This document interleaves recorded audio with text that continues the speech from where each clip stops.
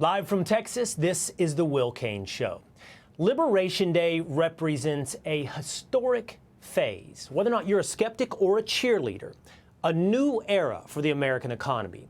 But not just for the American economy, but the men and women and the middle class of America. President Trump just made the biggest bet of his political career. But the short-term fallout is already being felt.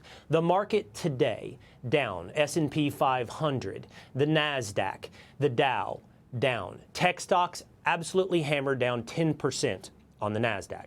It does deserve some context. What do we mean by down? Take a look at this 12-month chart of the Dow Jones Industrial Average. We have returned to the average of roughly October, down from the December highs of the election of Donald Trump and down from the January highs of the first month of his second term at the presidency.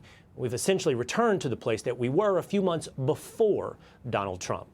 This is a crisis, according to Wall Street. The Economist today, in fact, suggests it's a day of ruination. Today, betting markets are suggesting we have about a 50% odd of a recession. But this is a big bet. It is a revolutionary bet, a historic bet, and a long-term bet that has been a long time in the making. Something's going to happen over the next number of years with this country, because you can't keep going on losing $200 billion, and yet we let Japan come in and dump everything right into our markets and everything. It's not free trade. It's the poorest person in Kuwait. They live like kings, and yet they're not paying. We make it possible for them to sell their oil. Why aren't they paying us 25% of what they're making? It's a joke. For decades, Donald Trump has been making this argument of restructuring the American economy so that we're not suckers and losers on the bad side of every international trade. But it's also a restructuring of not just our economy, but I would argue, and that we should see it as, a potential restructuring of the American spirit, the purpose of America.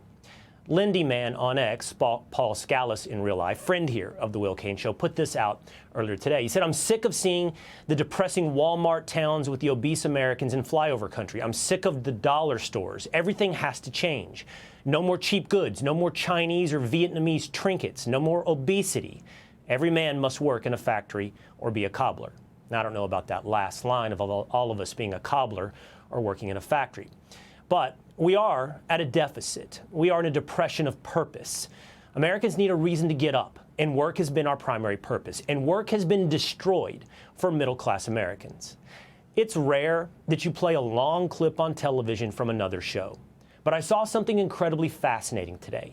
It was from Piers Morgan's show, and it was from former Democrat and journalist Batya Ungar-Sargon. And in 2 minutes, which I want to share with you, she laid out the deeper debate of Liberation Day. What I find so frustrating about the conversation around tariffs is that we all agree on the problem. We all agree that the deindustrialization of America led to the downward mobility of the American working class, deaths of despair, people working multiple jobs and not being able to afford the American dream. We all agree that it is deeply unfair for the American middle class to be bearing the burden of unfair tariffs from other countries. We all agree that it is great for the president to have leverage in order to demand reasonable things, like that countries stop allowing fentanyl to murder 100,000 Americans every year, and that Mexico do its part to police its own border. And yet when somebody has the courage to show up and say to Wall Street, screw you, I am waging war. I am waging class warfare on behalf of the American working class. And you elites in Wall Street, you do what you need to do, because I'm not going to stop fighting for the American working class. Suddenly, everybody is sitting around going, oh no, the stock market. Yeah, the stock market looks like that because the rich are punishing Trump for siding with the neglected and humiliated American working class over them. We have already seen these tariffs work, Pierce. The number of people crossing the southern border is at 0. Fentanyl is at record lows for the last 10 years. We have already seen $1.2 trillion in manufacturing invested in this country since January 21st.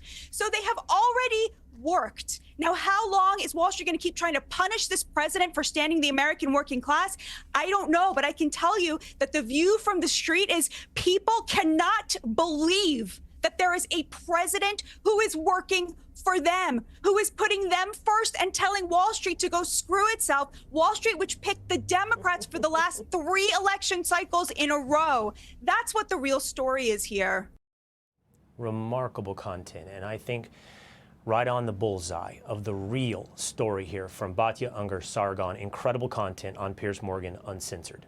Still, no one knows how this will play out over the long term, and there are valid criticisms.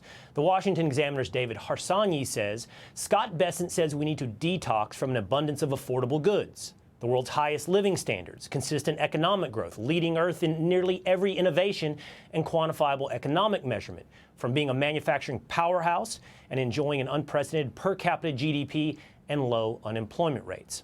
Harsanyi criticizes exactly what we need to restructure here in this world's top economy. We'll be joined in just a moment by David Harsanyi. But it is rich. Today, everything we hear is the same thing we've heard from people who've been perpetually wrong forever about Donald Trump, and often when it comes to the economy. I turn now to the host of the All In podcast, also a tech entrepreneur in Silicon Valley, Chamath Palihapitiya. He put out the following in response to the cover from The Economist. Good thing this mouthpiece of globalist rhetoric is literally always wrong. P.S. Your cover just convinced me this thing is going to work. So will it work? And what happens if it doesn't? Let's get into it. Hey, Sean Hannity here. Hey, click here to subscribe to Fox News YouTube page and catch our hottest interviews and most compelling analysis. You will not get it anywhere else.